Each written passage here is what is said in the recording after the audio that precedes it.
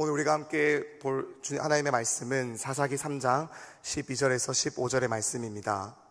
오늘 우리에게 허락하신 말씀 사사기 3장 12절에서 15절까지의 말씀을 우리 같이 한 절씩 교독하시고 마지막 15절 함께 합독하도록 하겠습니다. 이스라엘 자손이 또 여호와의 목전에 악을 행하니라.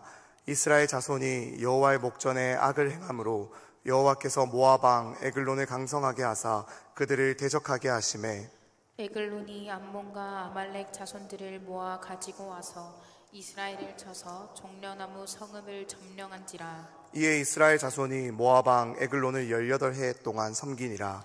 이스라엘 자손이 여호와께 부르짖음에 여호와께서 그들을 위하여 한 구원자를 세우셨으니 그는 곧 베냐민 사람 게라의 아들 왼손잡이 에웃이라. 이스라엘 자손이 그를 통하여 모압 왕 에글론에게 공물을 바칠 때에. 아멘. 여러분 농구 좋아하십니까? 농구 좋아하세요? 네, 이 마법 같은 한마디로 시작하는 이 만화가 무엇인지 이제는 좀 이 만화를 알면은 좀 세대가 되었다라는 게 좀 씁쓸하긴 한데요. 제가 어제 이제 일부 목자 모임을 하면서 이제 목자들한테 물어봤어요. 농구 좋아하세요? 아니야? 라고 하니까 아무도 모르더라고요. 네, 올해 초에 극장판으로도 다시 개봉하면서 이 많은 이들의 마음에 이 농구에 대한 마음을 좀 불타오르게 만들었던 이 만화는 이 청춘 스포츠 만화의 끝판왕이라고 감히 부를 수 있을 만한 슬램덩크입니다. 이 만화에는 수많은 명대사들이 나오잖아요. 아마 근데 이 대사는 여러분들이 슬램덩크를 보지 않아도 한 번쯤은 들어보셨을 것입니다. 무엇일까요? 바로 왼손은 거들 뿐이라는 이제 주인공 강백호의 대사입니다. 슬램덩크의 주인공 강백호는 원래는 농구 선수가 아니었어요. 농구를 해본 적이 없는 소년이었는데 그런 그가 이제 북산 고등학교로 이제 진학하고 또 농구부에 들어가게 되면서 시작되는 이야기인데, 이 농구부에 들어갈 때 계기가 있죠. 한 여학생 때문이었습니다. 그녀의 이름은 최소연으로 이 농구부 주장인 이 최치수의 동생인데요. 이 신체 조건이 뛰어난 강백호에게 농구 좋아하냐고 이제 물어보았고, 그런 최소연에게 강백호는 한눈에 반해서 그 길로 농구부에 입단을 하게 됩니다. 하지만 너무나도 당연하게 농구를 배워본 적이 없고 이 열정만으로는 턱없이 부족한 실력을 마주하면서 이제 그가 한계를 느끼기도 하지만 뛰어난 신체 조건과 또 타고난 재능 덕분에 그는 이제 리바운드에 이제 천부적인 재능을 보이면서 또 불꽃 같은 승부욕으로 이 농구부 안에서 조금씩 존재감을 발휘하기 시작합니다. 그런데 이 농구 선수로서 그는 이제 슛을 쏘지 못했고 이 슛을 넣지 못한다라는 약점이 있었습니다. 그래서 이 강백호는 이 주장인 최치수에게 슛을 쏘는 법을 체계적으로 이제 배우고 훈련하게 됩니다. 바로 이 훈련의 장면에서 이 오른손잡이인 강백호가 슛을 할 때 이 왼손은 농구공에 살짝 걸쳐 올려두어서 슛이 좌우로 비껴가지 않도록 힘을 주어서는 안 된다라는 것을 깨닫게 됩니다. 이렇게 슛을 연습한 강백호는 실전에서 이제 슛을 성공시키기도 하는데요. 그동안의 연습의 성과를 보여주기도 하는데 그런 그에게 가장 극적인 순간이 찾아옵니다.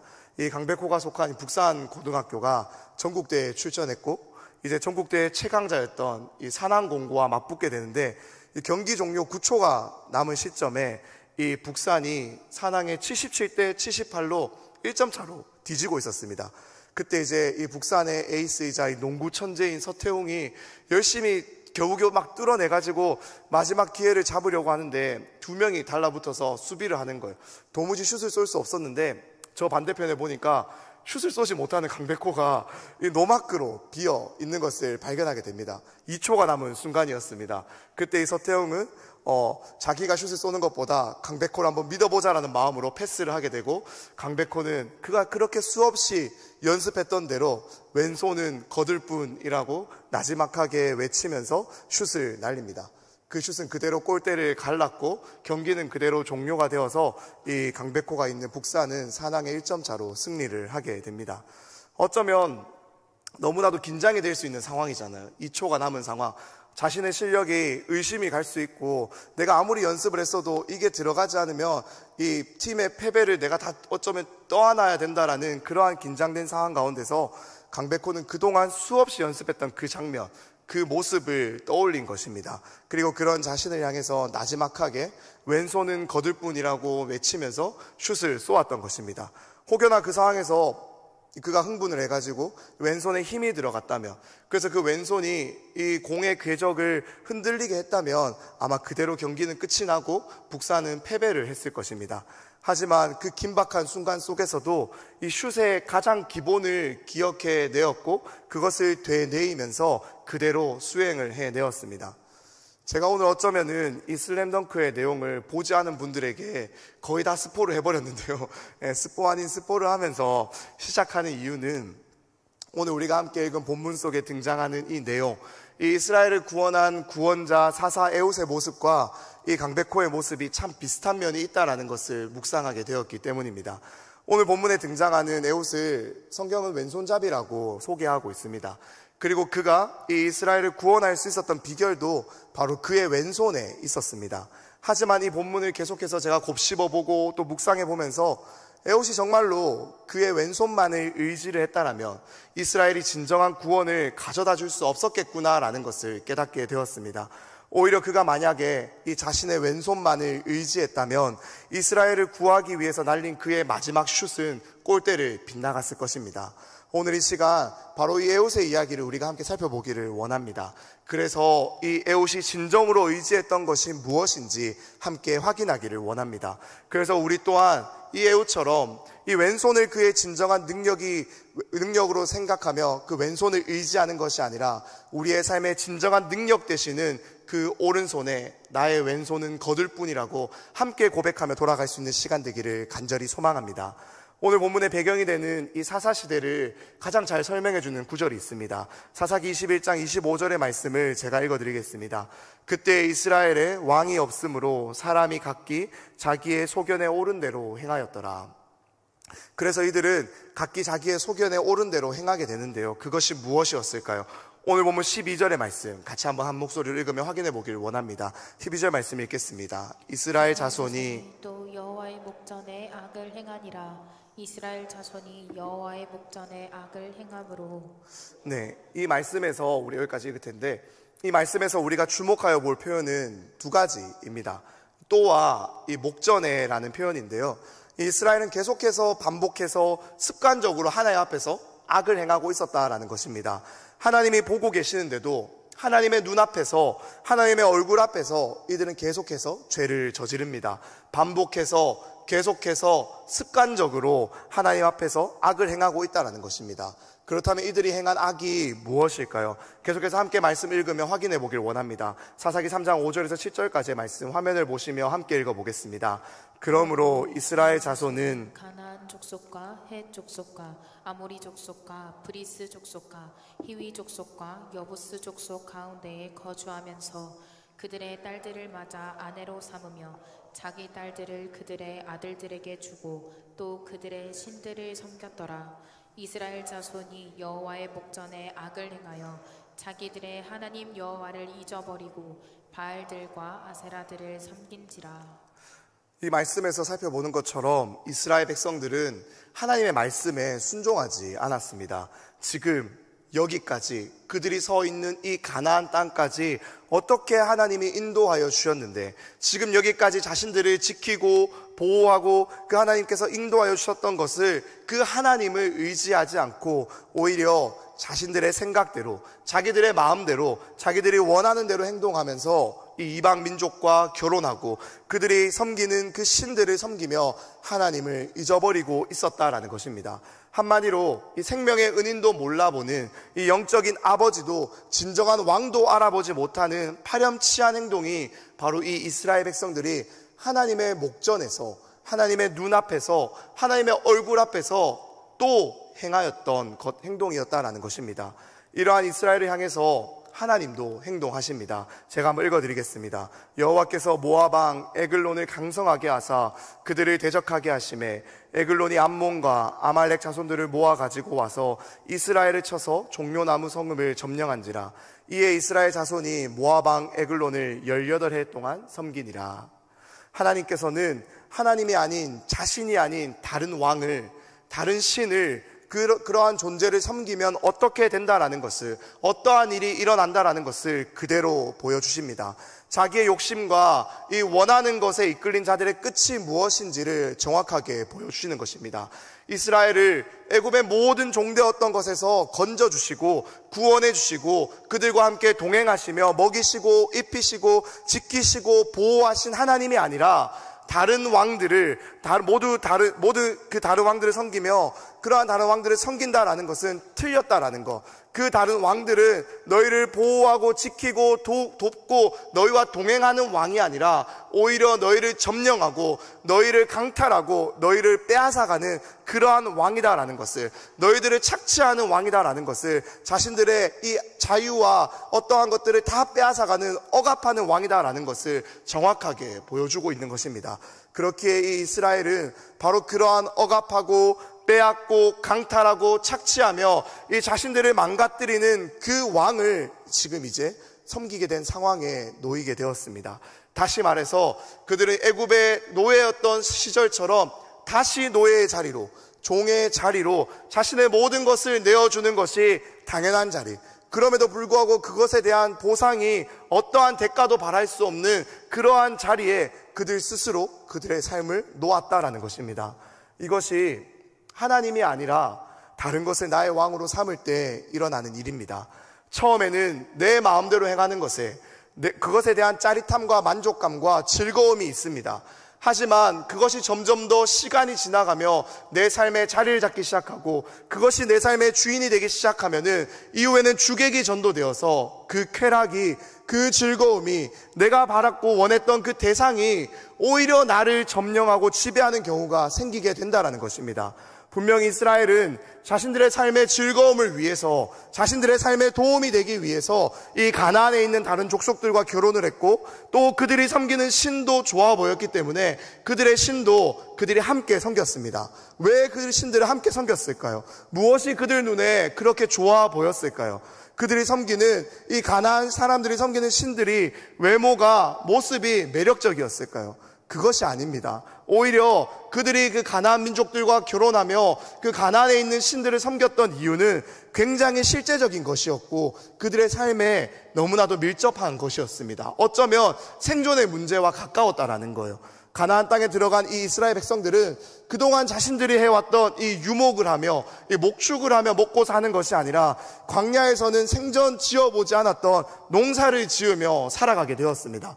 가나안 땅은 이미 농경 문화가 너무나도 잘 발달되어 있던 땅이었어요. 그렇기에 지금껏 그들이 목축하며 이 유목민으로 살아왔던 자신들보다 이 가나안 사람들이 농사에 더 익숙해 보이고 그들이 농사 짓는 기술이 더 좋아 보이고 지식도 많을 것이라고 보였습니다. 그러니 결혼해서 그들의 지식과 실력을 내가 배워야겠다라고 생각했던 거예요. 또 그들이 그런 발전된 농사 기술과 문화만을 가지고 있었던 것이 아니라 그 농경 문화를 주관하고 있는 그 신들, 우상을 섬기고 있는 것을 바라보게 됩니다. 바로 그때 이 이스라엘 백성들도 이 신을, 이 우상을 섬기는 것이 자신들에게 결코 손해보는 것이 아니겠다라고 생각하게 되는 거예요.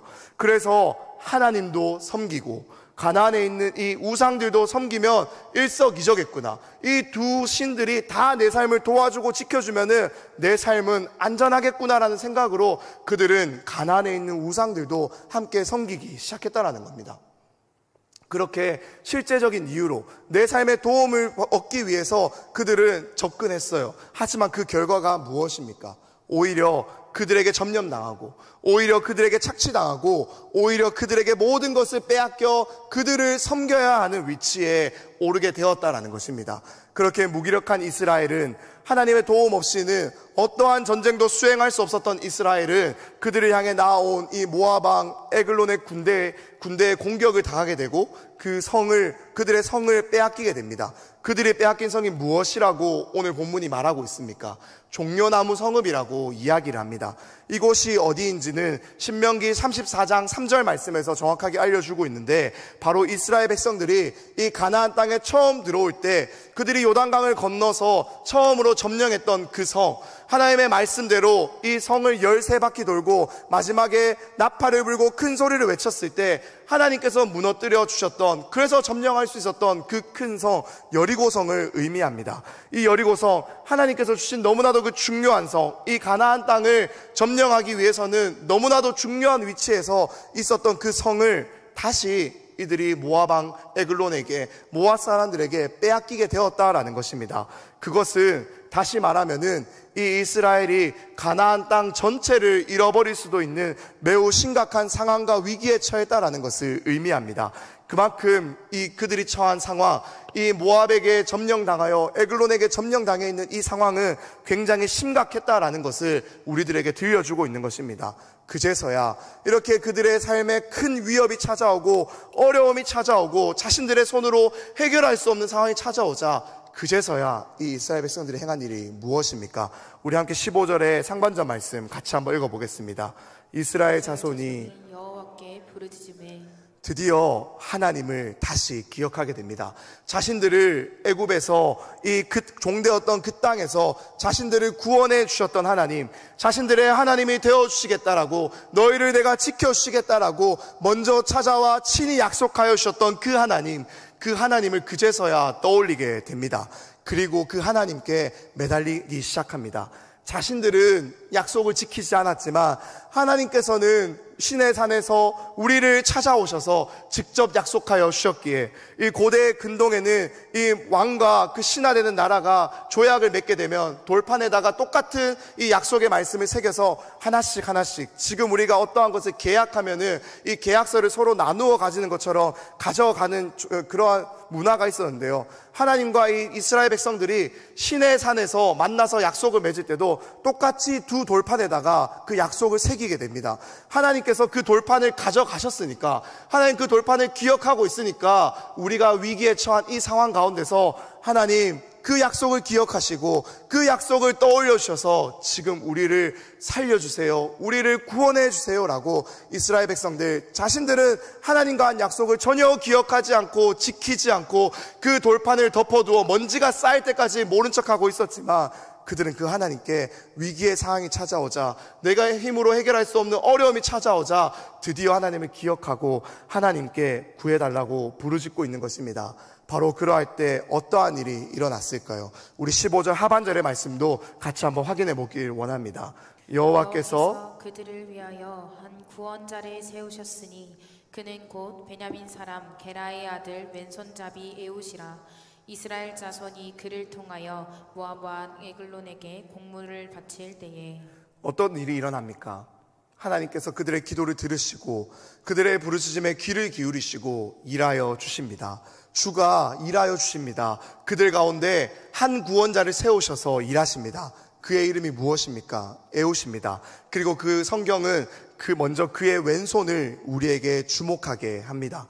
여기서 에웃을 소개하며 말하는 이 왼손잡이의 의미, 그것을 원어의 의미로 살펴본다면은 직역해보자면 오른손이 묶인 자라는 뜻입니다. 그래서 많은 학자들은 이 에웃이 오른손에 불편함이 있는, 다시 말해서 장애가 있는 것으로 많이 해석을 해오기도 했습니다. 하지만 그렇게만 해석해 버리기에는 이 사사기 20장 16절에 살펴보면은 베냐민 지파의 700명의 용사를 언급할 때 그들에게도 그들의 특징이 바로 왼손잡이였다라고 말하고 있는데요. 그러한 표현을 하면서 이 베냐민 지파의 용사들이 가지고 있는 특별한 능력이 바로 물맷돌을 던지면 백발백중으로 맞추는 능력이 있다라고 그들을 소개하고 있습니다. 다시 말하면 이 베냐민 지파의 700명의 용사는 왼손으로 물맷돌을 던지면 오른손으로 던지는 것만큼, 아니 어쩌면 그것보다 더 정확하게 백발백중으로 맞춰냈다라는 것을 설명하고 있는 것입니다. 따라서 이 왼손잡이라는 이 표현을 장애가 있거나 불편함이 있다라고만 보기에는 조금 한계가 있는 것 같습니다. 그것보다는 그만큼 잘 훈련된 왼손, 능력의 왼손을 가지고 있었다라고 우리가 해석하는 것이 조금 더 타당해 보입니다. 또한 이 베냐민이라는 이름의 의미가 바로 오른손의 아들이다라는 의미입니다. 그래서 성경은 이 베냐민의 후손, 왼손잡이 에웃이라는 소개를 통해서 이 오른손의 아들이 왼손도 잘 쓰는 것으로, 즉 양손잡이로 매우 유능한 군인이며 전투에 있어서 오른손만 주로 사용하는 사람보다 유리한 입장에 있을 수 있다라는 것을 그를 소개하며 암시하고 있는 것입니다. 그리고 이어지는 내용에서 바로 그의 왼손잡이의 장점이 유감없이 발휘됩니다. 오늘 함께 이 16절에서 23절까지의 말씀을 우리 한 절씩 교독해 보길 원합니다. 제가 먼저 읽겠습니다. 에훗이 길이가 한 규빗 되는 좌우의 날선 칼을 만들어 그의 오른쪽 허벅지 옷 속에 차고 곡물을 모아봐 에글론에게 바쳤는데 에글론은 매우 비둔한 자였더라. 에훗이 곡물 바치기를 마친 후에 곡물을 메고 온 자들을 보내고 자기는 길갈 근처 돌 뜨는 곳에서부터 돌아와서 이르되 왕이여 내가 은밀한 일을 왕에게 아뢰려 하나이다 하니 왕이 명령하여 조용히 하라 하매 모셔 선 자들이 다 물러간지라. 에훗이 그에게로 들어가니 왕은 서늘한 다락방에 홀로 앉아있는 중이라. 에훗이 이르되 내가 하나님의 명령을 받들어 왕에게 아랠 일이 있나이다 하매 왕이 그의 좌석에서 일어나니 에훗이 왼손을 뻗쳐 그의 오른쪽 허벅지 위에서 칼을 빼어 왕의 몸을 찌르매 칼자루도 나를 따라 들어가서 그 끝이 등 뒤까지 나갔고 그가 칼을 그의 몸에서 빼내지 아니하였으므로 기름이 칼날에 엉겼더라. 에훗이 현관에 나와서 다락문들을 뒤에서 닫아 잠그니라. 아멘. 처음에 이 에훗은 우리가 함께 읽어서 확인했던 것처럼 이 에글론에게 곡물을 바치는 사절단의 대표로 에글론에게 나아가 그를 처음 만났습니다. 좌우의 날선 한 규빗의 검을 오른쪽 허벅지에 숨기고 에훗은 곡물을 바치고 돌아가는 길에 다시 이 에글론을 만나기 위해 나아갑니다. 여기서 한 규빗이란 이 손목에서 팔꿈치까지에 이르는 길이를 의미하는데요. 이 좌우에 날리선 예리하게 선 단검을 그는 오른쪽 허벅지 안쪽에다가 숨겼고 그것이 이 왕을 독대하러 나아가는 그 자리, 그 검색대를 통과할 수 있었던 이유라고 오늘 본문이 우리에게 말해주고 있습니다. 그가 이 오른쪽 허벅지 안쪽에 그 칼을 숨긴 이유는 이 오른쪽 허벅지 안쪽은 오른손잡이라면은 칼을 차지 않는 위치였기 때문입니다. 왕을 호위하던 사람들은 을의 용사라면 오른손을 잘 사용하겠지, 전쟁에 나서는 군인이라면 주로 오른손으로 무기를 사용한다라는 그러한 편견과 생각 때문에 오른쪽 허벅지를 제대로 검사하지 않았던 것입니다. 그래서 그 덕분에 에훗은 왕에게 가까이 독대할 수 있는 기회를 마주하게 되었고 거기까지 나아가는 모든 상황 가운데서 모든 검색을 피해서 검을 숨겨 왕을 마주하게 됩니다. 그렇게 왕과의 독대의 시간을 확보한 에훗은 단숨에 이 모압 에글론을 처치해 버립니다. 에글론의 뜻은 송아지라는 뜻입니다. 성경은 오늘 본문에서 그러한 그의 특징을 비둔하다라고 말하고 있습니다.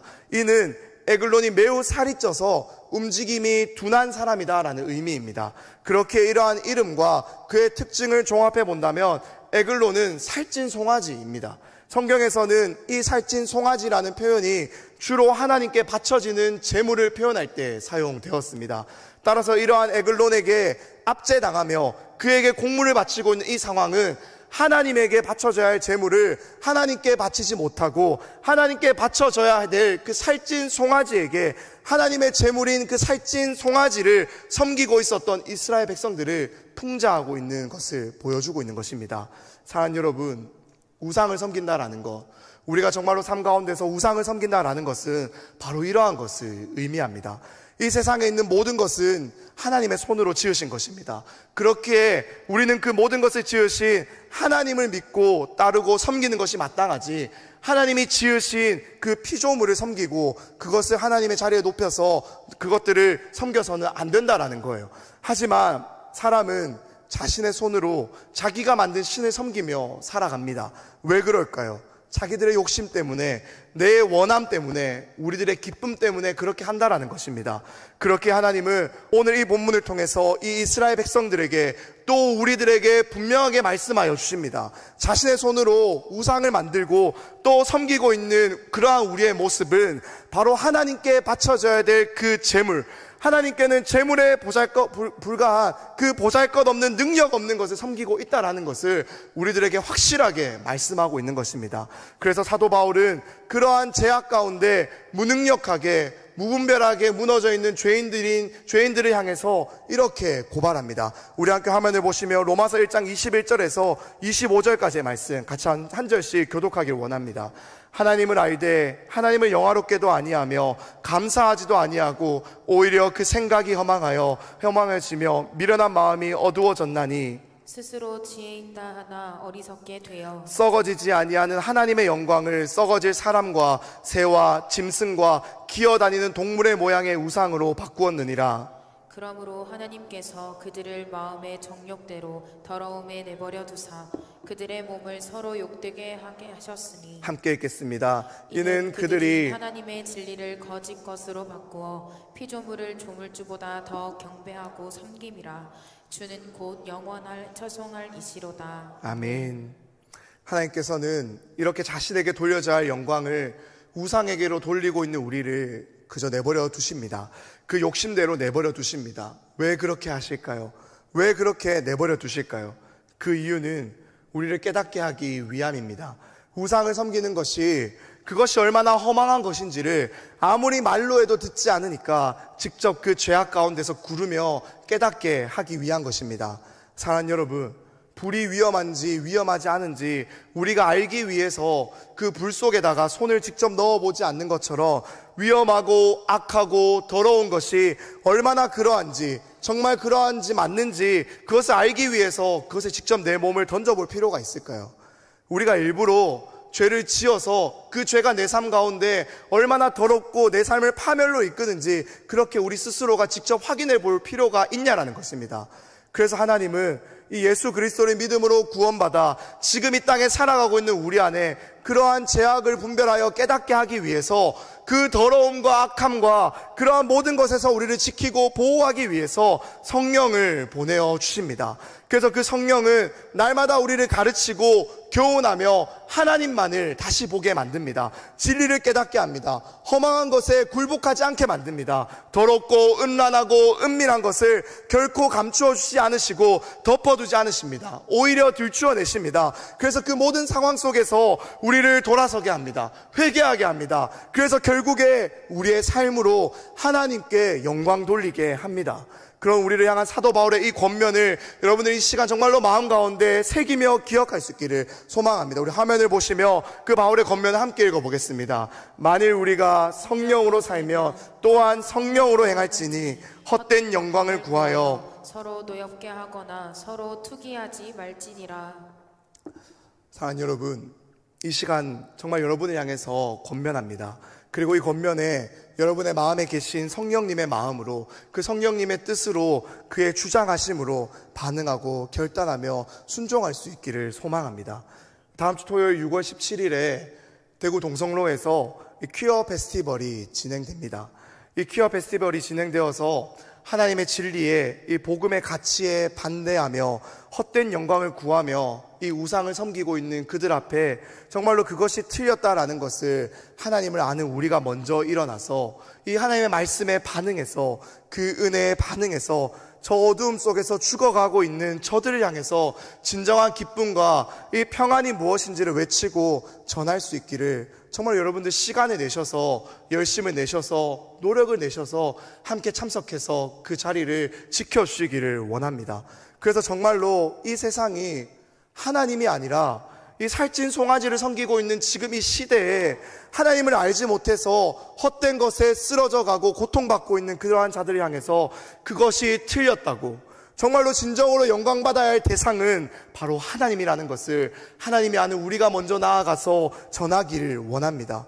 이것을 하나님의 은혜로 구원받은 우리가 먼저 나아가 전하지 않는다면, 우리가 먼저 그것을 기억하지 않는다면, 우리가 그것을 지키지 않는다면 도대체 누가 그 진리를, 그 가치를 지켜줄 수가 있을까요? 사랑하는 여러분, 그래서 이 영적으로 어둡던 이 자신들의 진정한 왕인 이 하나님이 언제나 함께 계심에도 불구하고 왕이 없다라고 이야기하며 각기 자기의 소견에 옳은 대로 행하던 그 시대에 에웃이 자신의 자리를 박차고 일어났다라는 것입니다. 에웃은 처음에는 이 에글론에게 공물을 바치는 사절단의 대표로 사절단을 이끌고 에글론을 만나기 위해 나아갔습니다. 그랬던 그가 에글론을 다 만나고 돌아와서 홀로 다시 그의 앞으로 나아갈 때 오늘 본문인 에웃이 어디에서 일어났다라고 지금 이야기하고 있습니까? 사사기 3장 19절 말씀을 보면은 길갈 근처에 돌 뜨는 곳이라고 말하고 있습니다. 이 돌 뜨는 곳이라는 것은 우상들을 만들기 위해서 돌을 채석하던 곳을 의미합니다. 다시 말해서 이 에훗이 에글론을 만나고 돌아가다가 우상 공장 앞에서 멈추었는데 그것을 바라보며 도무지 멈출 수 없는 마음으로 도무지 하나님을 전하지 않으면, 이 하나님의 은혜를 내가 전하지 않으면, 그것으로 이 나라를 깨우지 않으면 안 되겠다라는 뜨거운 열정으로 그 우상 공장에서 돌아서서 하나님이 없다라고 말하는 그 시대에 에글론에게 나아가서 그 세상 한복판에서 주님을 향한 거룩한 분노를 이 에훗이 발산하였다는 것입니다. 하나님을 모욕하는 세상을 그는 더 이상 참을 수가 없었습니다. 헛된 영광을 구하며 썩어질 것이 왕노릇하고 있는 이 상황을 더 이상 참을 수 없다는 것입니다. 영광 받으셔야 하는 하나님이 아니라 피조물이 영광 받고 있는, 우리가 만든 쾌락이, 내가 만든 가치가 주인되고 있는 이 상황을 그가 도무지 참을 수 없었다라는 것입니다. 그래서 그는 에글론 앞으로 거침없이 나아갑니다. 두렵지 않았을까요? 당연히 두려웠을 것입니다. 혹시나 왕을 독대하기 전에 자신의 몸을 검색하는 과정 가운데서 무기를 숨기고 있는 것이 들통이 난다면 모든 것이 물거품이 되고, 그 좌우에 날선 예리한 검으로 이 에글론을 처치하는 것이 아니라 내가 그것으로 죽게 될 것이라는 것에 대한 두려움 때문에 그는 두려웠을 거예요. 또 독대의 기회가 만들어지지 않고 내가 신하 한 명은 그래도 내 옆에 두고 이야기를 들어야겠다라고 했으면 그를 처치할 수 있는 기회를 갖지 못했을 것입니다. 그런 여러 가지 변수들, 내 상황을 마주하고 있는 여러 가지 환경들을 바라보며 그는 두려워서 나아가는 것이 너무나도 힘들었을 것입니다. 하지만 에훗은 멈추지 않았어요. 오히려 담대하게 나아갔습니다. 오히려 신속하게 멈추지 않고 단숨에 에글론 앞으로 나아갔습니다. 왜 그랬을까요? 우리 함께 28절 말씀 읽어보길 원합니다. 그들에게 이르되 나를 따르라. 여호와께서 너희의 원수들인 모압을 너희의 손에 넘겨주셨느니라. 아멘. 이것이 바로 에훗의 신앙 고백입니다. 이 에훗의 신앙 고백이 바로 에훗의 오른손이자 그 오른손의 능력입니다. 에훗은 정확하게 알고 있었어요. 자신을 구원자로 세우신 하나님이 자신을 통하여 일하신다라는 것을, 나를 세우시고 나를 부르시고 나를 택하신 하나님이 내 삶을 통해 일하신다라는 것을, 내 힘으로 일하는 것이 아니라 내 왼손의 특별함으로, 내 잘 훈련된 이 왼손이 있기 때문에 내가 하나님 앞에 쓰임받는 것이 결코 아니다라는 것을, 내가 하나님께 쓰임받는 것은 나를 통해 일하시는 내 능력의 오른손 되시는 그 하나님이 일하신다. 그렇기에 내 왼손은 그저 거둘 뿐이라고, 내 왼손은 그저 이 하나님의 일하심에 거둘 뿐이라고, 그렇게 올려져 쓰임받는 것 뿐이라고 에훗은 정확하게 알고 믿었기 때문에 두려운 상황 가운데서도 그 에글론을 향해서 담대하게 신속하게 나아갈 수 있었다는 것입니다. 그래서 에훗은 이 오른손을 의지해 나아갔고 그 오른손의 능력이 에훗을 지켜주었으며 더 나아가 이스라엘을 구원해 내었습니다. 그 결과가 무엇입니까? 30절 말씀에서는 이렇게 말하고 있습니다. 그날의 모압이 이스라엘 수하에 굴복하며 그 땅이 80년 동안 평온하였더라.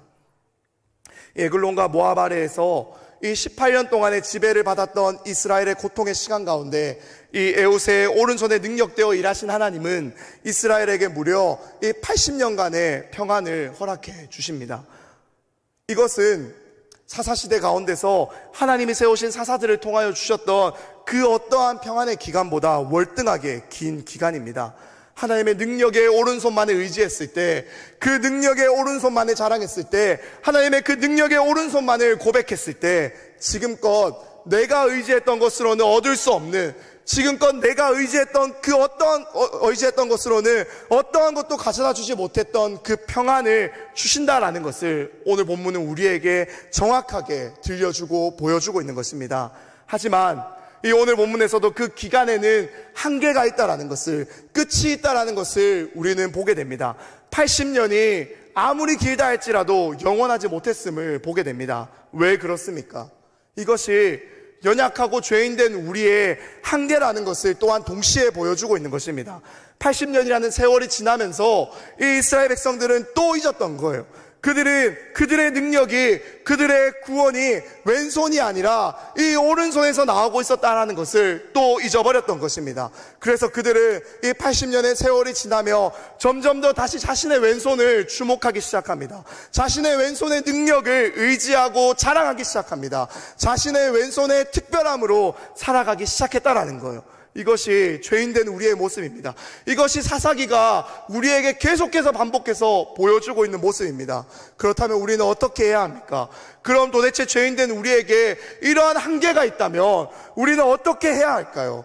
그러한 우리를 향한 바울의 외침을 함께 우리가 읽어보며 듣기를 원합니다. 고린도전서 1장 26절에서 29절까지의 말씀, 여러분 화면을 보시며 한번 큰 목소리로 우리 함께 읽어보겠습니다. 형제들아, 너희를 부르심을 보라. 육체를 따라 지혜로운 자가 많지 아니하며 능한 자가 많지 아니하며 문벌 좋은 자가 많지 아니하도다. 그러나 하나님께서 세상의 미련한 것들을 택하사 지혜 있는 자들을 부끄럽게 하려 하시고 세상의 약한 것들을 택하사 강한 것들을 부끄럽게 하려 하시며 하나님께서 세상의 천한 것들과 멸시받는 것들과 없는 것들을 택하사 있는 것들을 폐하려 하시나니 이는 아무 육체도 하나님 앞에서 자랑하지 못하게 하려 하심이라. 아멘. 사랑 여러분, 우리는 무엇을 자랑하며 살아가야 합니까? 우리는 정말로 무엇을 의지하며 살아가야 할까요? 오늘 이 시간 여러분의 왼손이 무엇인지, 내가 하나님 앞에서 자랑하고 있던 것이 무엇인지, 하나님보다 더 의지하고 있던 내 왼손이 무엇인지를 돌아보기를 원합니다. 그리고 그 왼손의 특별함이, 그 왼손의 능력이 나를 구원한 것이 아니라, 그 왼손이 아니라 나의 진정한 능력의 근원 되시는 그 오른손을 의지했을 때, 그 오른손을 붙들었을 때 그 오른손의 능력으로 그 구원의 능력 된다라는 것을, 구원의 근원 된다라는 것을 깨닫고 고백하고 돌아가는 오늘 이 시간 되기를 간절히 소망합니다. 이제 말씀을 마무리하겠습니다. 사랑하는 여러분, 우리의 왼손에 힘을 빼고 하나님의 일하심에 그 오른손에 우리의 손을 올려봅시다.